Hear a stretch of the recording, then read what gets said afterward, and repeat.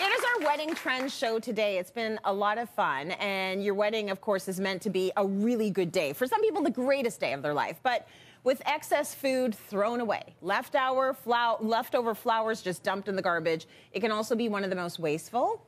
So we've got some easy ways to consider being a little bit more eco-conscious when it comes to your wedding with our eco queen, Julia. Julia always has the info when it comes to being good to the planet. So I am just going to hazard a guess that you had the greenest wedding of all time. Did you? No, I would not say it was the greenest of all. I'm the accidental environmentalist. True. But Tracy, when you think that the average wedding creates over 400 pounds of trash, okay? It's a lot. And let's do some math here. On average, 2.6 million weddings happen per year. Yeah. 1 billion pounds of trash per year, okay? It's a lot.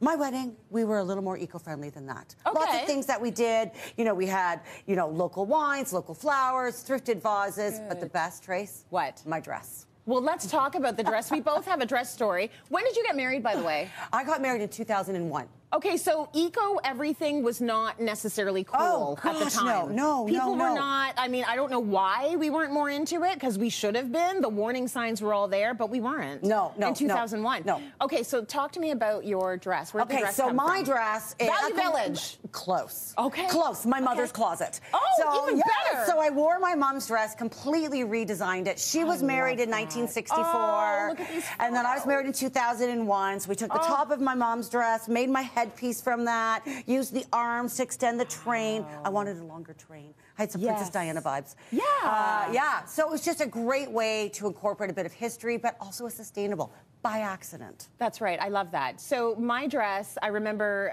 being in the newsroom when I was a reporter, and another reporter was going through pictures, physical photos that were printed out at a development shop in an album.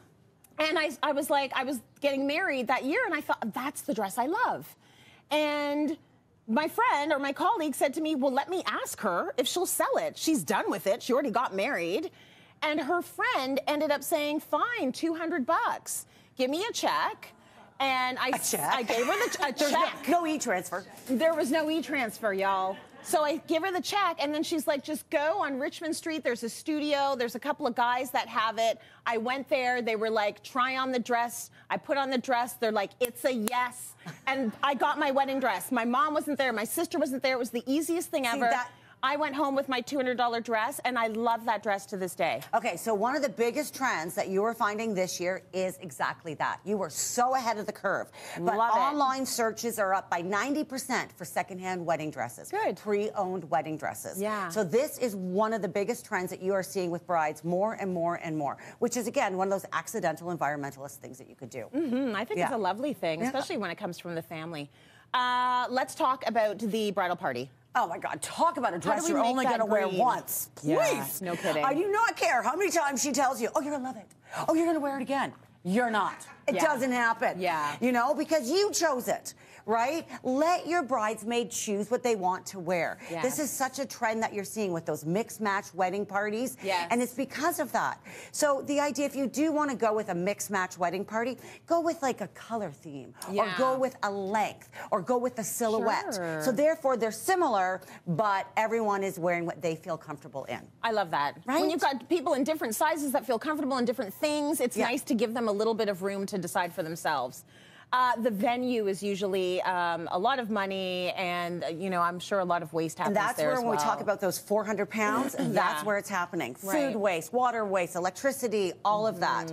So when you're there, you know, smaller weddings are so trending. That's more sustainable. Yeah, they are. You know, micro weddings, backyard weddings, things like that. If you are going at a great venue, you're interviewing them. Ask the right questions. What is your recycling program? You know, what is your food recovery program? And learn about it and make sure you're making some sustainable choices there. Oh, I love that. Where's the food going? Is it going to shelters? Is it going to the homeless folks? I love that. Okay, let's talk florals. Okay, everyone thinks... I wasted a lot of money on flowers at my wedding. I would take that back. It was too much money. But people think they're sustainable because they're green. but they're actually not. Really. Okay, a lot of energy to grow, a lot of energy to cut. They're wrapped in plastic when they arrive, all those things. One of the biggest trends you're going to see this year are dried flowers. They're so sustainable. They will last for years. They're awesome. These ones came from us from Martin Florist, which is a great local flower shop that started making flowers in 1893. 1893. Yeah, I thought it was a typo. I was like, I had to read. I'm like, wow, these guys know what's going on. There were no GoPros back then. Yes, exactly, exactly. Okay, so dried flowers are going to last you forever. Yes, so great. So better and more green. Yes. Lastly, let's talk jewelry. Jewelry, so many options that you can do out there. You know what I mean? One of the biggest trends would be looking for vintage jewelry. Yes. My ring was not thrifted. Mine was a family heirloom, which I was so fortunate to get. But there are things that you can do. One of my favorite is sustainable jewelry. Yes. This is from a line from Blue Boho. Love this jewelry so much. So the stones are actually sapphire. So they are, you know, sifted, way nicer on the planet, recycled gold. And the best part, Tracy, is that they are gold. Right? And then they are handmade here in Canada. And each one is unique. So it's just a nice option for a sustainable option. Oh my gosh, that's so good. Right? The pieces are absolutely stunning there, especially this one. So it's the Moonstone Diamond Mood necklace, valued at $700. Someone in our audience is going to win this right now.